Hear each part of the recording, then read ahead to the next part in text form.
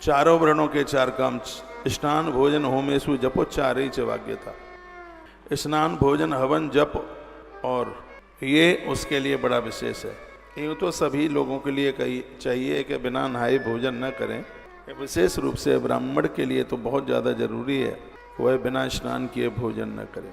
मलमूत्र विसर्जन करते समय सिर ढका हुआ होना चाहिए, यह उसका अपना कार्य है। सम दम तपस्या पवित्रता संतोष क्षमाशीलता सीधापन सत्य बोलना, ये ब्राह्मण वर्ण के अपने स्वभाव है।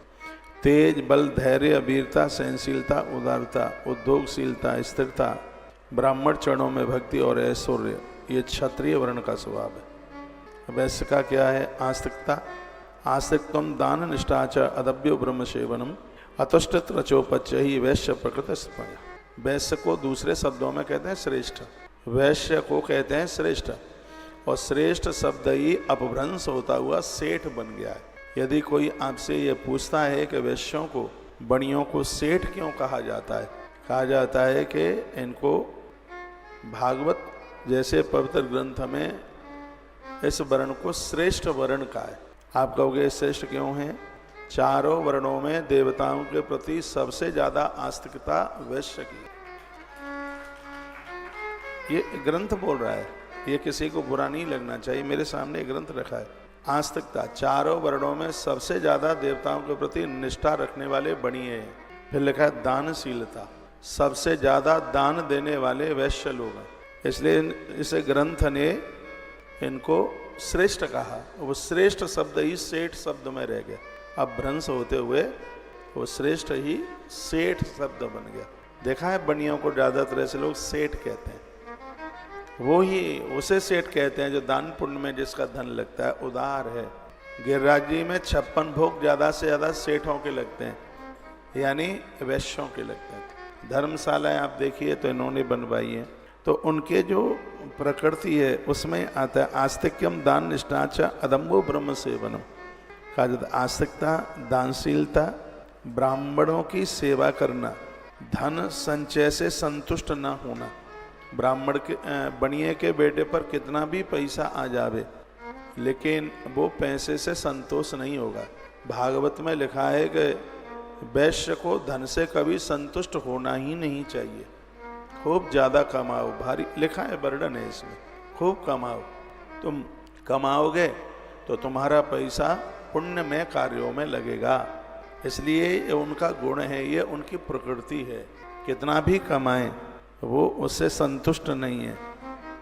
हाँ, वैश्य जिंदगी के अंतिम श्वास तक कमाता है। फिर लिखा है और भी आगे की बात, धन संचय से संतुष्ट न होना, ये वैश्य वर्ण के अपने स्वभाव है, ये उनकी अपनी प्रकृति है। अब है चतुर्थ वर्ण, उनके लिए क्या है? ब्राह्मण गौ और देवताओं की निष्कपट भाव से सेवा करना, उससे जो कुछ मिल जाए उसमें संतुष्ट होना, ये चतुर्थ वर्ण का स्वभाव है, चौथे वर्ण का स्वभाव। तो जो लोग मनुष्य हैं ही नहीं, मनुष्यों में जो राक्षस की तरह उनकी प्रकृति का वर्णन किया, अपवित्र रहेंगे, शराब पिएंगे, झूठ बोलेंगे, चोरी करेंगे, ये तो चारों वर्णों से गिरे हुए हैं, ये चारों वर्णों में आते ही नहीं। कहा गया है कि जो अपवित्र रहते हैं ये चारों वर्णों से नीचे निशाचर वृत्ति के हैं।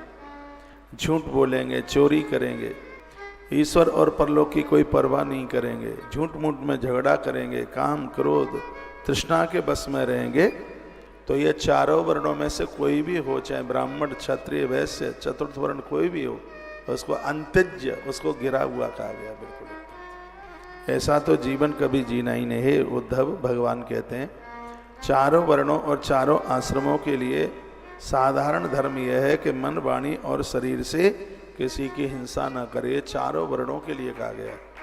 तालियों लायक बात है, ये चारों वर्णों के लिए कहा गया है। ये 21 नंबर का श्लोक है, अहिंसा सत्य स्तंभ काम क्रोधा विलोभता भूत प्रिय हिते हाचा धर्मोहम सार्ववर्ण का है। तो क्या है? मन वाणी और शरीर से किसी की हिंसा ना करे, ये ध्यान रखा जाए इस बात के लिए। सत्य पर दृढ़ रहे, प्राण जाए वर वचन न जाए। सत्य जीवन में कुछ है, सत्य परेशान हो सकता है। महाभारत में लिखा है लेकिन सत्य कभी पराजित नहीं हो सकता। यहाँ चारों वर्णों के लोग बैठे होंगे।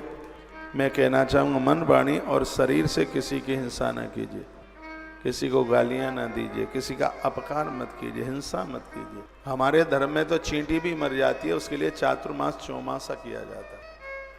हम सनातनी लोगों के लिए जीव हिंसा करना, मांस खाना, किसी को खिलाना, नहीं नहीं, कभी नहीं, बिल्कुल नहीं। ग्रंथ इसका विरोध करता है। सत्य पर दृढ़ रहिए, चोरी नहीं करनी, काम, क्रोध और लोभ से बचे रहना है। जिन कर्मों के करने से समस्त प्राणियों को प्रसन्नता हो, हमें और आपको वही काम करना चाहिए जिससे जीव प्रसन्न हो। भूत प्रियते यहाँ च धर्मो हम सार्वर्ण, चारों वर्णों के लिए धर्म है, वही काम करें जिससे हर प्राणी हमसे प्रसन्न हो।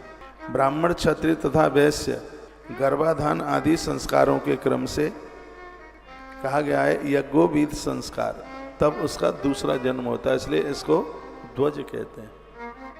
इसका उपनयन होता है, उपनयन संस्कार होता है।